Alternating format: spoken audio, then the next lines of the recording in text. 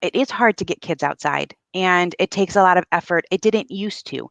In the 80s and the 90s and before, there wasn't 24/7 screens. Hey everyone, this is Yvette Hampton. Welcome back to the Schoolhouse Rocked podcast. I am back with Ginny Yurich from 1000 Hours Outside. And if you're back listening to us, you have probably already heard part one of our conversation. And if you haven't, go back and listen to it. It's so fantastic. We were talking about the importance of having our kids outdoors and what that does for them, just the great benefits of having them outside in God's creation. And it's something that, I've talked about this before. I talked about it in the last podcast. I am a city girl. I grew up as a city girl. I by nature do not like to be in nature.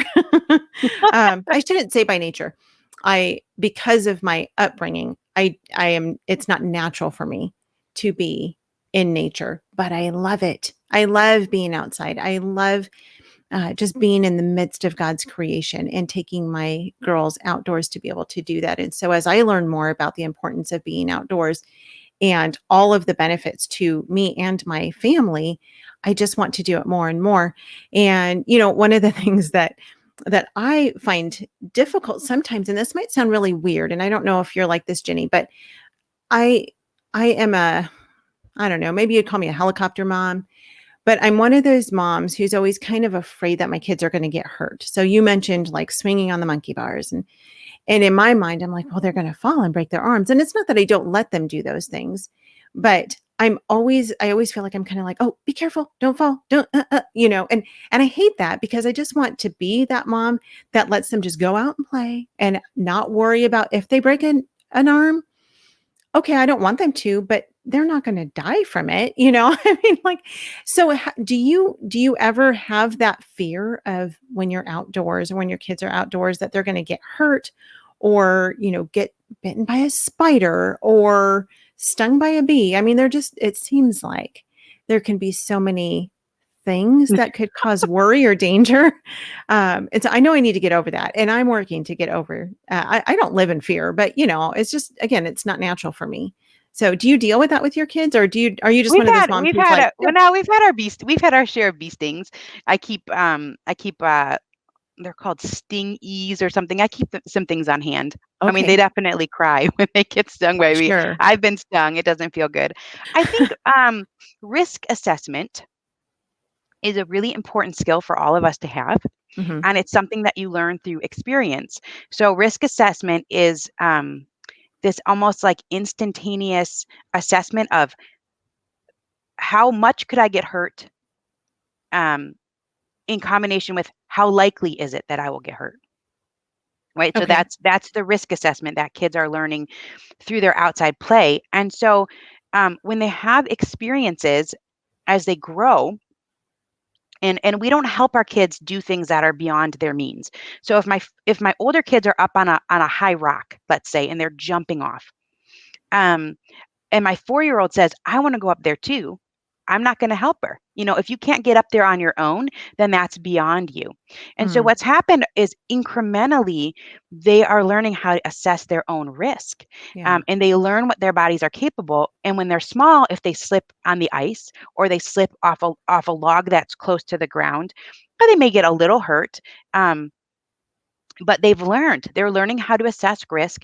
How dangerous is it? And so in the long run, I think it's riskier to avoid risky play, if that makes sense. Right. Because then they're not learning that. So we have 5 kids. I don't know. The oldest is 12. So there's like several decades of parenting there. No one's ever broken a bone. No one's ever needed stitches. So no one's ever even needed a doctor's appointment, actually, because there's so many health benefits to getting outside physically. But they learn along the way. They don't want to get hurt. None of us want to get hurt. So they're also watching out for themselves as they play and as they sort of try these complex things. So I think because we started so young, it's been a little easier because I really trust their judgment in assessing their own risk. And I think that's a really good lifelong benefit. Sure. Yeah. It builds common sense and wisdom into them because it's not just the knowledge of knowing I can get hurt. It's literally the practical Hmm. practice of, oh, if I do this, this will be the result or could be the result. And so, yeah, that's that. I never had thought of it that way. That's amazing. So when your kids were pretty young, when you started spending all this time outdoors, did you see a shift in their behavior as you started spending more time outside Yes, with I them? mean immediately, and I think it took a couple years before I found the books, the research. But anecdotally, I noticed it immediately. I always say our kids were ruddy.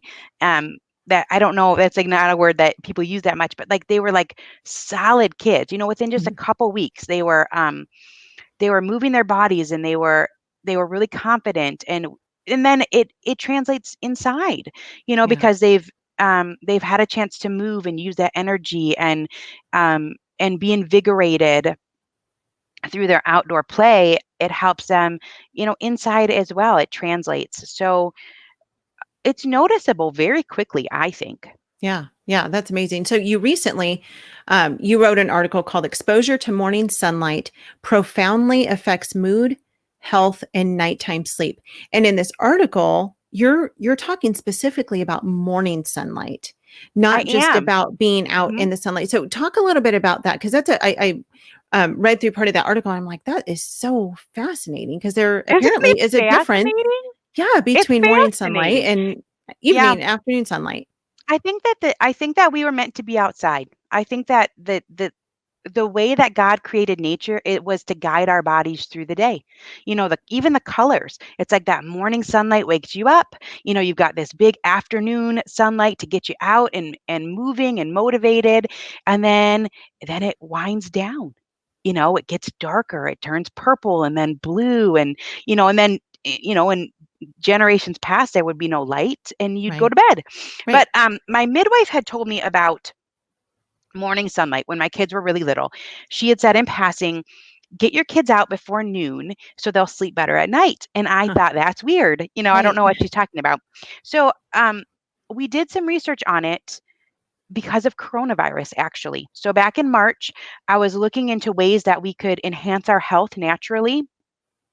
Um, and it kind of brought me back to that morning sunlight um, concept. And so I started reading a lot about it, and it's a reset. That morning sun is supposed to hit your eyes, it hits your pineal gland. I think that's how you pronounce it, which is like the size of a pea Mhm. in the back of your skull. And that affects 100+ bodily functions that are on this like day and night cycle. We're diurnal. So we have this day and night cycle. And so we're meant to have that morning sunlight exposure hit our eyes and reset our body systems.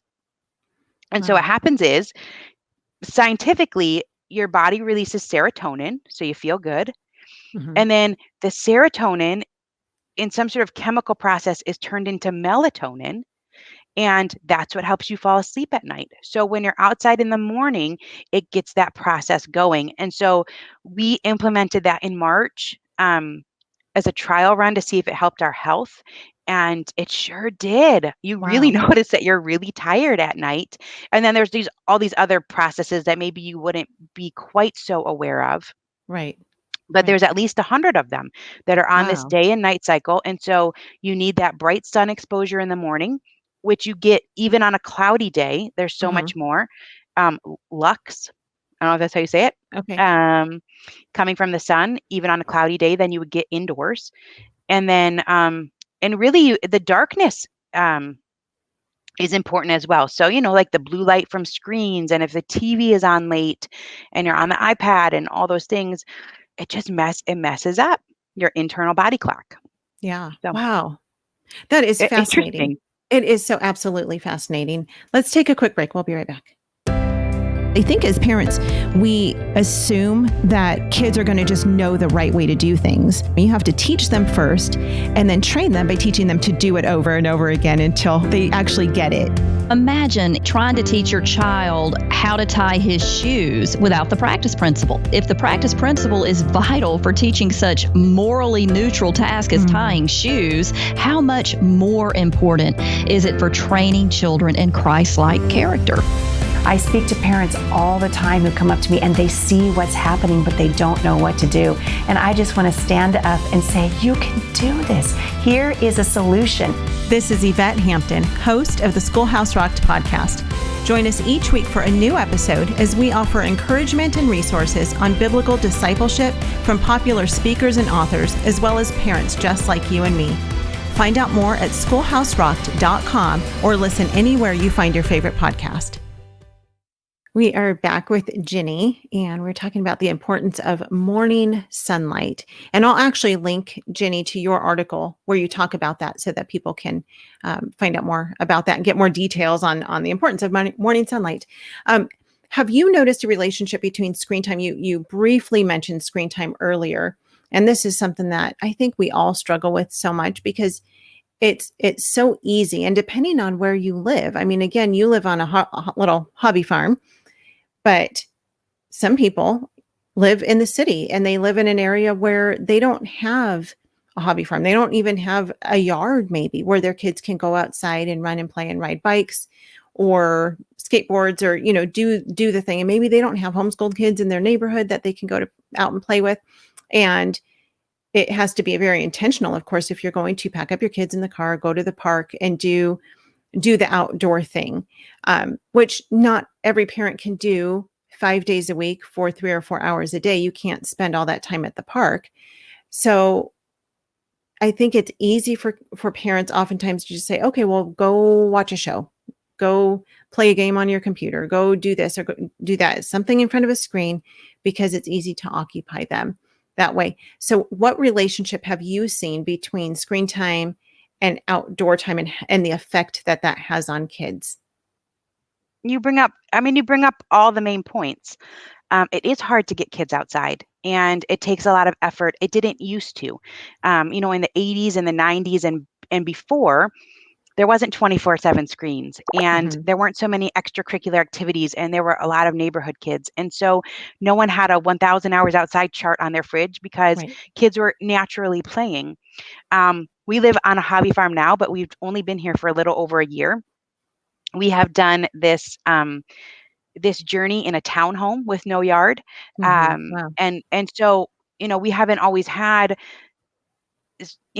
great spaces and we've had to pack up and go.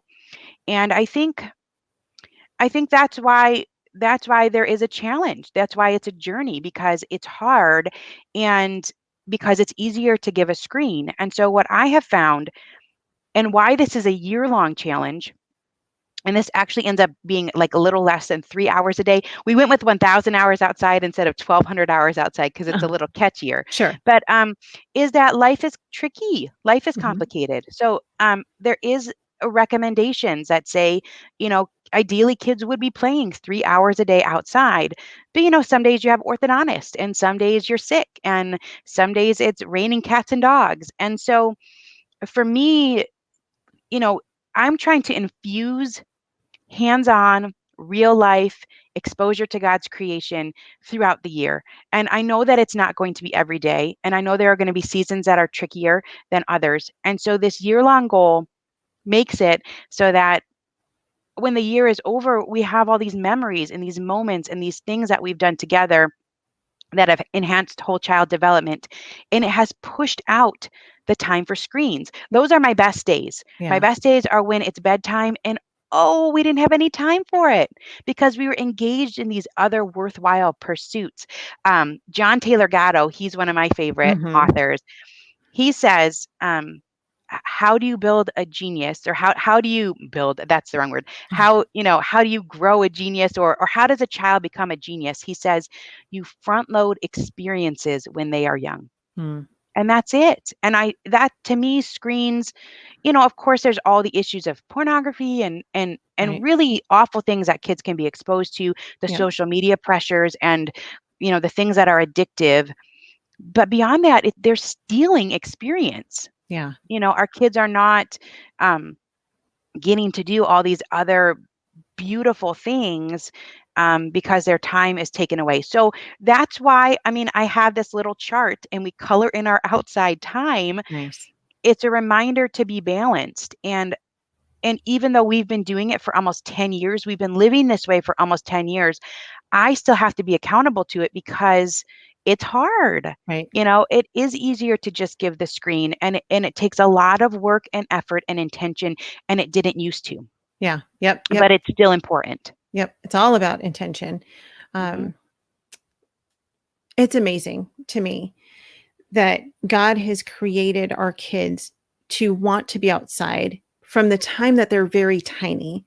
But what I have found, because it has not been a natural thing for me, is that my younger daughter, as I've learned more about the importance of outdoor play, I have pushed her more to spend time outdoors than I did with my older one, who's 15. And I see the difference in them now, where my younger one loves to be outside. She wants to be outside. I mean, she'll say, Mom, I've got to go outside. I need to go outside. I need to go ride my bike. And my older daughter is like, I don't want to be outside. Because it's not something that I really implemented when she was younger. And there's a 5-year difference between the two of them. And so in doing that, I feel like I have really done a disservice to my older daughter and not spending more time outside with her. So have you found that with older kids, is there a really good way to get them outside?